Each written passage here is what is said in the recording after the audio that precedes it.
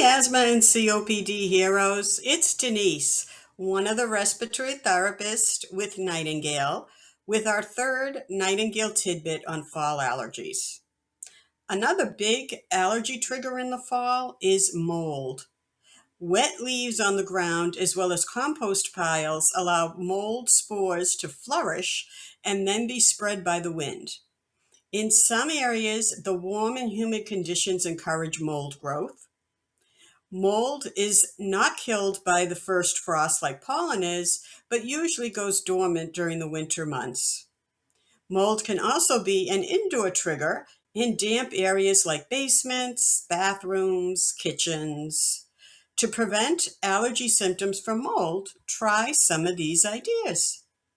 Rake your yard of fallen leaves. Remove leaves from gutters.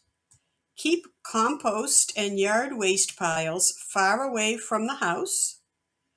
Empty compost bins regularly.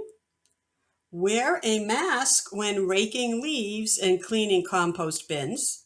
Or better yet, get someone who's not allergic to mold to do the work.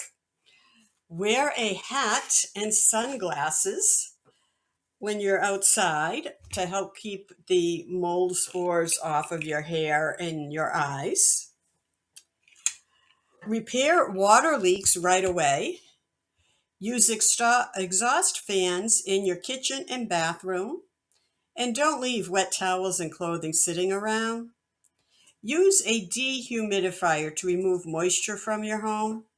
Keep the humidity below 45%, and you can figure that out using what's called a hygrometer. This is a very inexpensive one, came with a humidifier actually, but they make fancier digital ones and things like that that you can buy and have on hand, and you can actually measure how much moisture is in the room. Clean bathrooms and kitchen regularly using vinegar or store-bought anti-mildew agents to avoid mildew and mold buildup. Hope this helps you feel a bit better this season. More to come on fall allergies, and thanks for watching.